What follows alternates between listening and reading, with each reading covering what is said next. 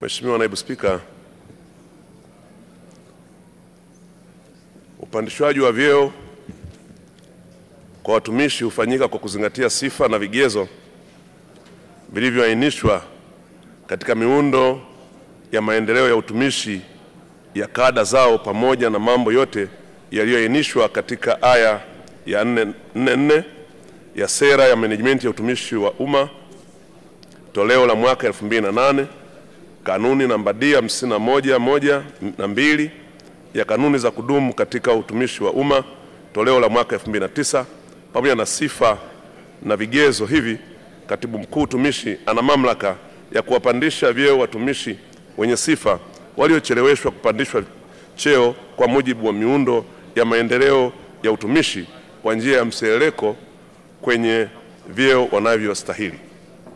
Mheshimiwa Naibu Spika, katika mwaka wa fedha 23/24 serikali imewapandisha vyeo watumishi waliocheleweshwa kupandishwa cheo kwa wakati kwa mseleleko watumishi 1556 na mwaka wa fedha 24/25 watumishi 4259, na serikali itaendelea kuwabaini na kuwapandisha vyeo watumishi waliochelewa kupandishwa vyeo. Na swali hili limeulizwa na Maimuna Salum Mtanda, mbunge wa Newala. Mheshimiwa Mtanda. Mheshimiwa Naibu Spika, nashukuru kwa fursa hii. Kwenye jimbo la Newala vijijini, Mheshimiwa Naibu Spika, wapo watumishi ambao walipata athari za kutopandishwa vyeo kwa wakati kipindi kile cha uhakiki wa watumishi ambacho kilifanyika mwaka 2016 mpaka 2018. Watumishi hao mpaka leo bado wanalalamika hawajapanda vyeo. Je, upi mpango wa serikali wa kuwanusuru watumishi hawa ili waende sambamba na wenzao? Swali la pili, Mheshimiwa Naibu Spika, naomba kiti chako kione namna ya kuwakwamua wale wote ambao walikwama kupandishwa madaraja kwa utaratibu wa kawaida ili waweze kuungana na wenzao, wawekwe kwenye kundi moja, kwa sababu sasa hivi wamepitwa hata na wale ambao waliajiliwa nyuma yao. Kwa hiyo naomba serikali ione namna ambavyo itawafanya watu hawa wawe katika usawa na wenzao wale ambao walipandishwa vyeo huko nyuma bila kupata mkwamo. Mheshimiwa Naibu Spika, nashukuru. Mheshimiwa Waziri. Mheshimiwa Naibu Spika, naomba kujibu maswali mawili ya nyongeza ya Mheshimiwa mbunge kama ifuatavyo. Ni kweli kwamba kuna kipindi ambacho upandishwaji wa madaraja kwa watumishi ulisimama, na hivyo njia pekee ya kuweza kufanya hivyo ilikuwa ni kuwapandisha kwa mseleleko. Serikali imekuwa ikifanya hivyo, na ndio maana nimesema watumishi 1556 waliweza kupandishwa, na tumeendelea kufanya hivyo. Shida moja ambayo inatokea, Mheshimiwa Spika, ni kwa waajiri wetu wanapochelewa kufanya kuweka data zao vizuri kwa rekodi za watumishi na kuomba wizarani kwetu ili tuweze kuchukua hatua hiyo. Na hata kuna kipindi cha mwaka 2023/24 bajeti tulikuwa tumepanga kwa ajili ya kupandisha vyeo ilibaki kwa sababu hawakuweza kuleta watu wanaotakiwa. Kwa hiyo nitoe rai kwa halmashauri zetu, hususan halmashauri zetu, lakini na waajiri wengine kuhakikisha kwamba wanaleta majina ya watumishi wanaotaka wapandishwe vyeo kwa mseleleko ili maombi hayo tuyashughulikie kwa pamoja, na hili ni kwa nchi nzima. Mheshimiwa Janjeri. Mheshimiwa Naibu Spika, pamoja na juhudi za serikali mnazofanya kwa upandishaji wa vyeo, lakini ili mtumishi afanyiwe kokotozi ya kikokotoo chake ni lazima hicho cheo au amekaa nacho si chini ya miezi 6. Je, hawa watumishi waliocheleweshwa na wengine wamebakiza mwezi kustaafu, wengine wanastaafu leo, serikali itawachukulia vipi kwenye kikokotozi chao? Waziri. Mheshimiwa Naibu Spika, naomba kujibu swali la nyongeza la Mheshimiwa Janjeri kama ifuatavyo. Ni kweli kikokotoo kinazingatia sana ule muda wa aliopandishwa cheo mtumishi. Lakini hata hivyo tumekuwa kama serikali tukiwashughulikia zaidi wale wanaokaribia kustaafu na kuhakikisha kwamba mambo yao yamekaa sawa. Shida moja inakuja tu pale ambapo waajiri hawafanyi kazi ile kwa wakati. hata mpaka inakuta wakati hesabu inapigwa sasa, bado mtumishi yule mwajiri wake hajaleta taarifa zake ipasavyo. Kwa hiyo tusaidiane wote, na sisi na waajiri, na tumewapa maelekezo kwamba wahakikishe wale wanaokaribia kustaafu basi taarifa zao zinakuja ili tuweze kuwawekea hesabu zao sawa sawa ili zisiathiri maslahi yao ya kustaafu. Mheshimiwa Sofia. Asante Naibu Spika kwa kunipa nafasi ya kuuliza swali la nyongeza. Mheshimiwa Waziri, kumekuwa na mkwamo mkubwa sana kwa wafanyakazi ambao wameongeza elimu wakiwa kazini kuweza kubadilishiwa madaraja au kuhamishiwa kwenye lile somo alilosomea. Serikali ina mpango gani wa kusaidia walimu hao au wafanyakazi wa aina hiyo? Waziri.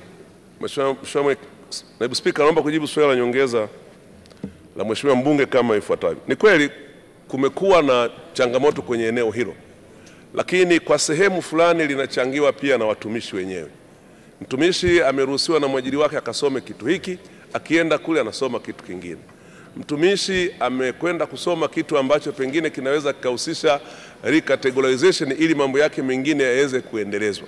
Sasa inapotokea mkanganyiko kama huo, inakuja issue ya ushirikiano kati ya Wizara ya Utumishi pamoja na mwajiri na mtumishi mwenyewe. Hapo ninadhani tutaendelea kulishughulikia. Kwa upande wa serikali tumekuwa tukifanya recategorization, sikumbuki takwimu, lakini pia tumekuwa tukitambua nafasi zao na elimu walizosomea kwa wakati ili mtumishi aweze kupata motisha na kuendelea kufanya kazi vizuri. Lakini baadhi kwa kweli wanakwamishwa na waajiri wao kutokuwa active katika kuleta taarifa kwetu sisi, kwa sababu kwetu sisi tunapokea taarifa kutoka kwa mwajiri na sio kutoka kwa mtumishi mwenyewe. Mheshimiwa, tunaendelea. Mheshimiwa Mohamed Zahoro. Nakushukuru Mheshimiwa.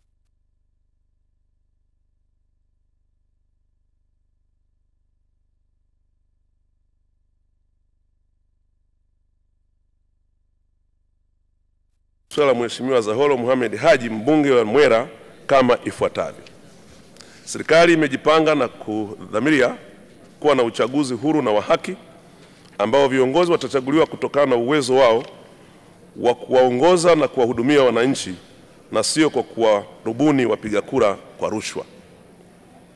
Mheshimiwa Naibu Spika, katika kutimiza azma hii ya serikali, TAKUKURU imejipanga kudhibiti na kuzuia rushwa kabla, wakati na baada ya uchaguzi mkuu wa mwaka 2025 kwa kutoa elimu kwa umma kwa kutumia njia mbalimbali kuhusu madhara ya rushwa katika uchaguzi, kufuatilia nyendo za wagombea na wapambe wao kwa lengo la kuzuia vitendo vya rushwa, kukusanya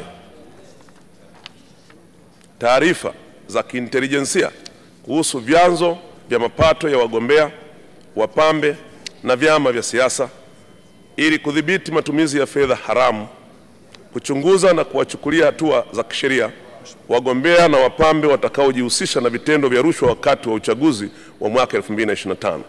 Mheshimiwa Naibu Spika, mwaka 2023-24 serikali iliwezesha TAKUKURU kuajiri watumishi 350, kununua magari 178 na vitendea kazi vingine ili kuimarisha utendaji kazi katika ngazi ya mikoa na wilaya. Serikali itaendelea kuiwezesha TAKUKURU kwa watumishi fedha na vitendea kazi ili iweze kutekeleza majukumu yake ya kuzuia na kupambana na rushwa hapa nchini. Mheshimiwa Zahoro. Nakushukuru Mheshimiwa Naibu Spika, pamoja na majibu mazuri ya serikali na kwa sababu waheshimiwa wabunge wataendelea kuwepo hapa kwa miezi mitatu inayokuja, lakini bado mazoezi kule kwenye majimbo yao yanaendelea kufanyika, na kwa sababu serikali imesema kwamba mwaka 2023-24 imeajiri watumishi 350, je, idadi hii ndio idadi hitajika au bado kuna mahitaji, na kama yapo nini kinafanyika? La kwanza. La pili, Mheshimiwa Waziri, ningeomba utusaidie. Kumekuwa kukijitokeza kwa dhahiri dalili za uvunjifu wa amani kwa lugha na kejeli na mambo mengi sana. Sasa ningeomba serikali iliambie bunge lako, je, mmejipangaje kama serikali ili kuhakikisha kwamba uchaguzi unaokuja utakuwa wa salama, wa huru na haki na hakuna mtu ambaye anayeweza kuzuia uchaguzi kwa mujibu wa katiba? Asante. Mheshimiwa Waziri, Mheshimiwa Waziri, swala la kwanza linahitaji takwimu. Kama unazo zijibu, kama huna utazitoa baadaye. Sawa. Mheshimiwa Naibu Spika, nashukuru. Ninaomba kumjibu Mheshimiwa Zahoro maswali yake ya nyongeza kama ifuatavyo. La kwanza, serikali ya awamu ya sita toka imeingia madarakani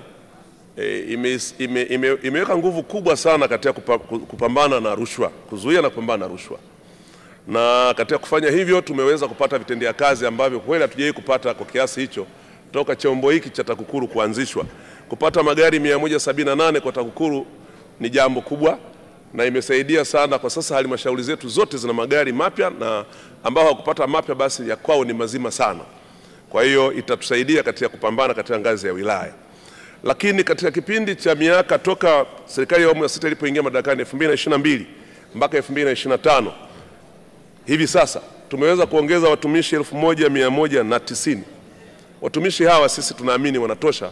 Karibu kila ofisi sasa kwenye wilaya zetu zina watumishi kuanzia 5 hadi 15. Sisi tunaamini hawa wanatosha kuweza kupambana au kupeleka elimu, kwa sababu sehemu kubwa ambayo tunataka kujikita nayo ni kuhakikisha kwamba elimu inatolewa kwa njia mbalimbali, kuhakikisha kwamba wananchi wanajua madhara ya rushwa. Lakini la pili, Mheshimiwa Naibu Spika, Mheshimiwa Zahoro ameuliza juu ya wale ambao wameanza harakati, dalili za kutumia rushwa, lakini kuanza harakati ambazo zinapelekea uvunjifu hata wa amani. Nataka niseme tu nchi yetu ina uzoefu mkubwa katika kushughulika na chaguzi, na kwa sasa tumeshafanya chaguzi takriban mara 7. Uzoefu huu unafanya nchi yetu kuwa mwalimu wa demokrasia katika kanda yetu huu, na kwa hivyo nikuhakikishie kwamba kwa wale ambao wamejiandaa kuleta fujo au kuleta mambo ambayo yanaleta sintofahamu kwa jamii, serikali hata siku moja huwa haipumziki wala hakuna gap. Serikali ipo, na hata kama tuko hapa na wengine wako hapa, lakini serikali ipo na vyombo vyetu katika kusimamia sheria huwa vina ushirikiano. Kwa hiyo hakuna mahali ambapo kutakuwa kuna upungufu wa watu wanaosimamia sheria. Nataka nikuhakikishie kwamba serikali imejipanga katika kusimamia uchaguzi wa mwaka 2025 kama ambavyo tumeshughulikia chaguzi nyingine kwa mafanikio makubwa.